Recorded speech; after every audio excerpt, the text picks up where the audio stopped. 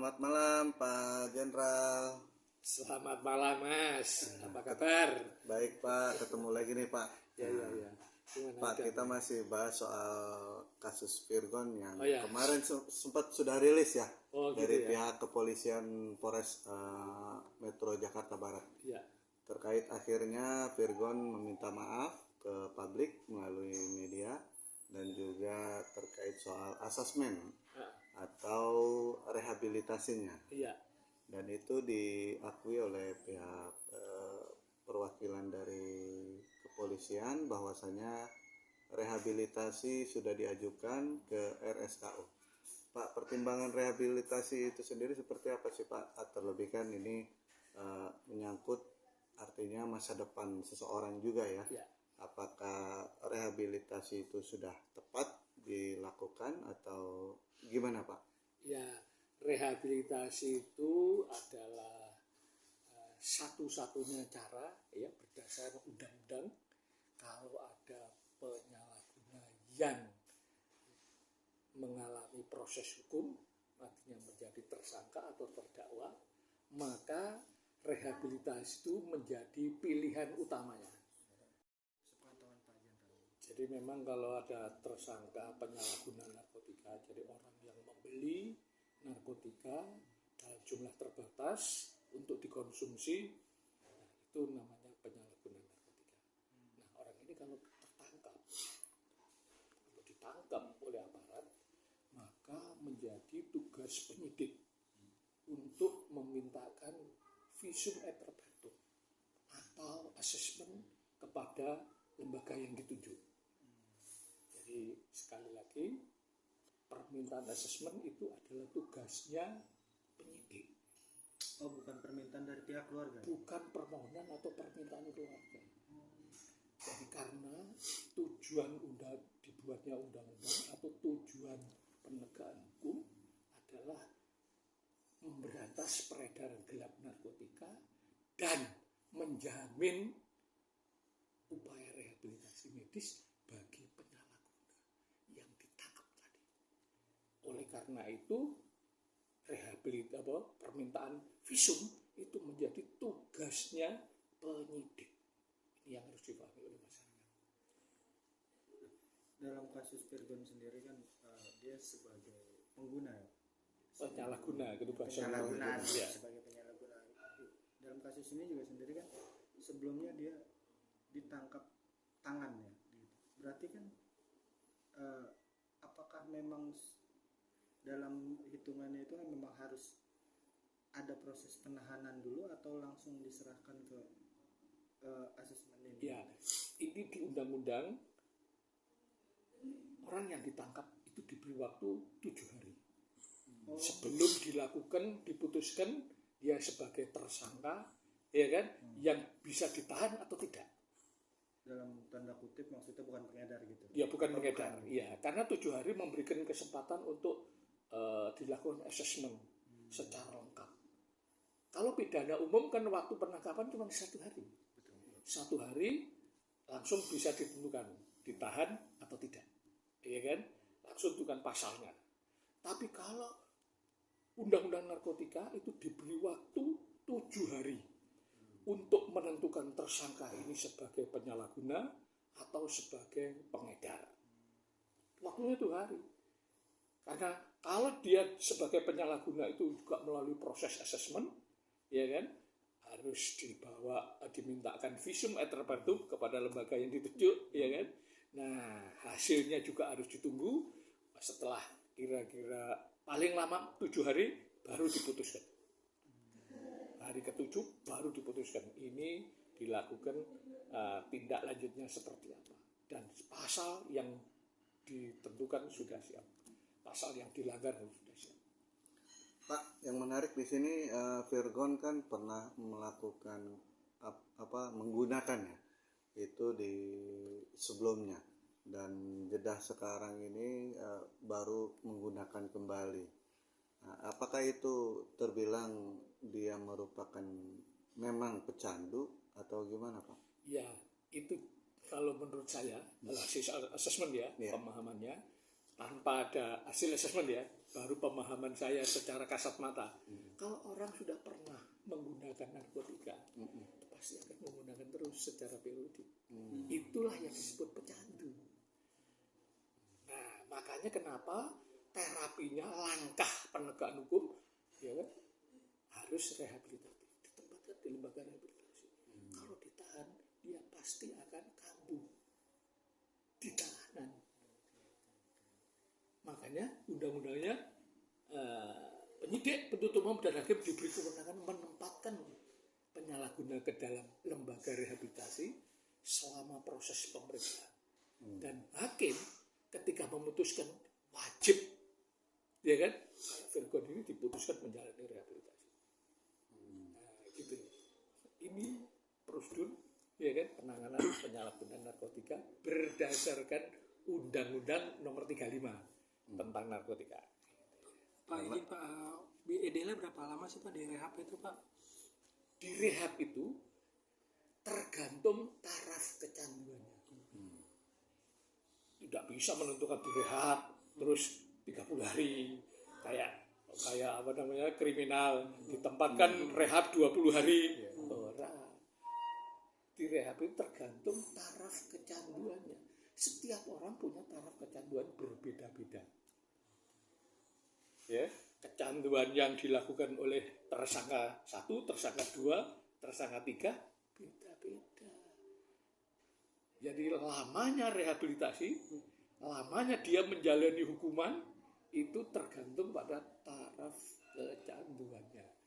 Taraf kecanduannya itu yang menentukan adalah ahli adiksi, dokter ahli kesehatan jiwa. Nah, ini menarik, Pak Janto. Ada beberapa case juga artis, ya, termasuk Virgon ini kan 2 kali ketahuan dia memakai. Sebelumnya ada Ahmad Joni yang 3 kali memakai, akhirnya sekarang tertangkap. Ya. Maksudnya ya ditahan. Ya. Sekarang ada Ibra 5 kali.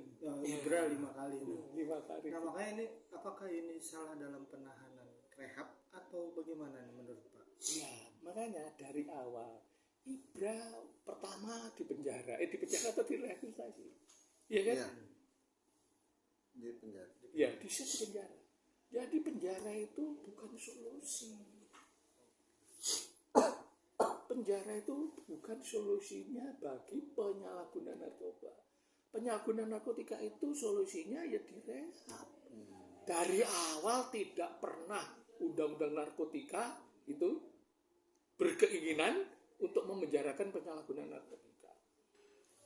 Makanya undang-undang narkotika ya dalam pasal 55 ya, penyalahguna narkotika wajib lapor pecandu ke IPWL untuk mendapatkan layanan rehabilitasi dari negara supaya supaya sembuh.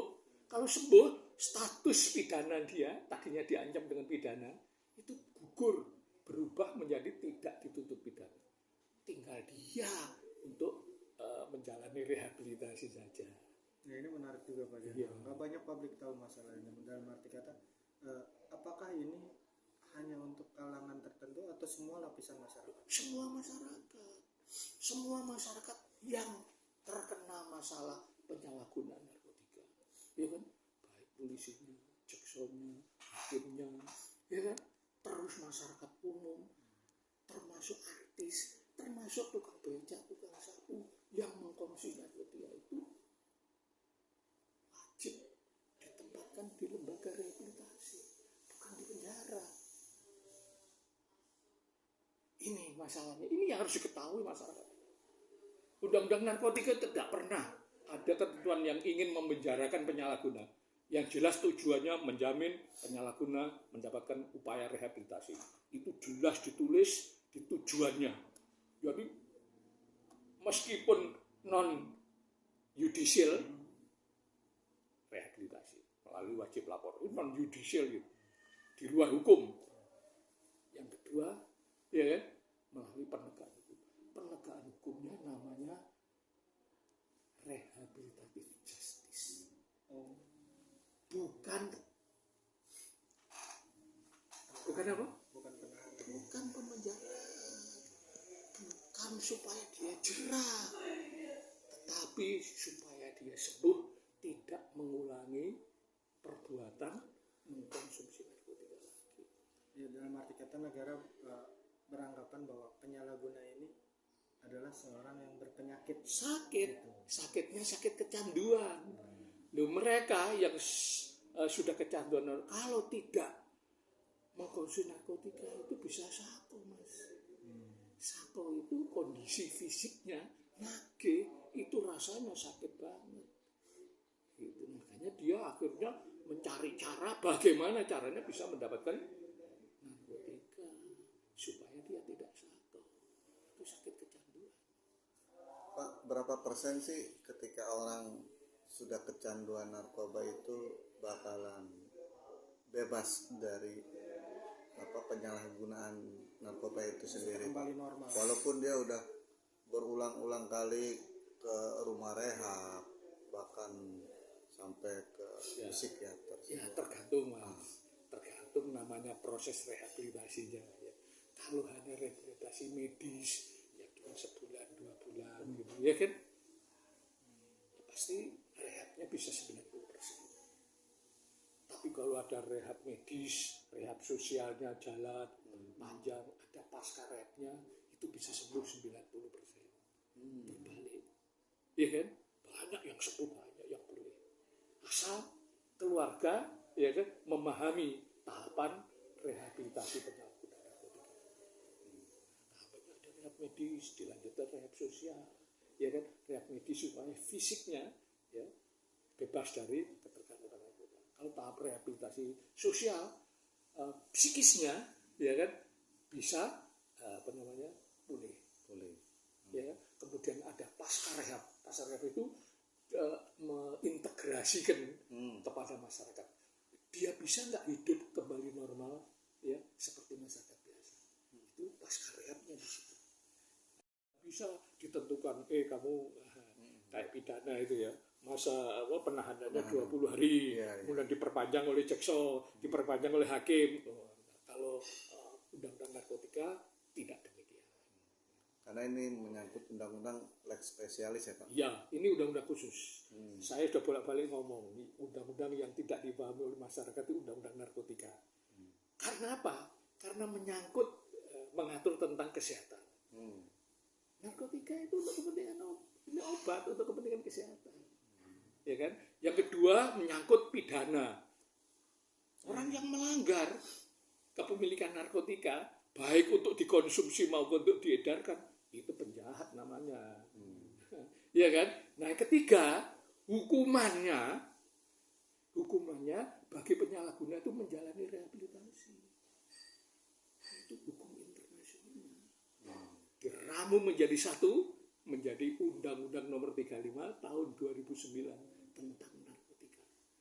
Asalnya dari ketentuan kesehatan, ketentuan pidana, dan ketentuan internasional. Orang nggak tahu bahwa diancamnya dengan pidana. Bener, pidana kita begitu. Tapi pidana internasional, ya kan, hukumannya berupa alternatif hukuman, yaitu menjalani rehabilitasi atas putusan hakim. Jadi hakim itu diberi kewenangan kalau memeriksa penyalahguna, dia terbukti salah atau tidak terbukti salah, tugasnya hakim wajib memerintahkan yang bersangkutan menjalani rehabilitasi. Kalau dia terbukti bersalah, klausulnya keputusan. Kalau dia tidak terbukti bersalah, klausulnya menetapkan yang bersangkutan menjalani rehabilitasi. Undang-undangnya clear. Cuman saya heran, aneh, lapas kita penuh dengan penyalahgunaan narkotika. Pak, Dikasih baju, diborgol, dimediakan besar-besaran.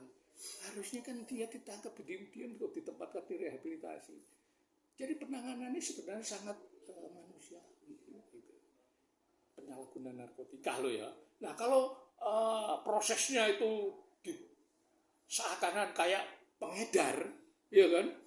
Kayak penjahat narkotika sesungguhnya, yaitu pengedar, kemudian dia dapat penghasilan dari jual beli narkotika, ya pantas dipublikasikan supaya dia jerah. Tapi kalau penyalahguna narkotika, orang sakit tidak pada tempatnya diberikan efek jerah, itu melanggar aturan gitu. Ya, maksudnya ketika ada teman atau saudara yang salah satu korban ya, dia hemat Bapak pengen seperti apa? membuat sebuah laporan terkait ini, dia bermasalah gitu, ya, agar tidak ada efek dari pidananya. ya. Itu mekanismenya harus seperti apa, Pak? Ya, Biar masyarakat mekanismenya juga tahu. dia harus datang sendiri secara sukarela, Oke. ya kan? Secara sukarela datang ke rumah sakit atau lembaga rehabilitasi yang ditunjuk sebagai institusi penerima wajib lapor. Datang sendiri, nanti di IPWL itu dia akan di-assessment untuk mengetahui taraf kecanduannya, berapa lama di terapi. Nah, itu ada programnya di terapi. Itu gratis, ditanggung negara. Negara berkepentingan dia yang bersangkutan untuk sembuh, supaya tidak menjadi pelanggar hukum. Negara berkepentingan, makanya negara membiayai. Nah, itu negara membiayai. Jadi ini basisnya. Nah, setelah dia mendapatkan perawatan, status pidananya gugur, berubah menjadi tidak dituntut pidana. Artinya apa tidak dituntut pidana? Kalau dia mengkonsumsi narkotika lagi karena dia kecanduan tadi, Iya. ya kan? Orang yang kecanduan narkotika itu, ya kan, sifatnya mudah relapse. Sifat itu sudah nggak bisa dipaksa. Kamu sekali rehabilitasi sembuh, ya enggak. Itu mudah relapse. Kalau relapse, status pidananya nggak bisa dituntut pidana. Jadi ketika ditangkap jebret, sudah pernah direhab, langsung dikembalikan ke tempat rehab. Nggak bisa dibawa ke kejaksaan, nggak bisa dibawa ke pengadilan. Nah, ini yang harus difahami. Makanya saya minta ya disosialisasikan ini benar. Ini kebijakan undang-undang, bukan kemauan saya. Gitu.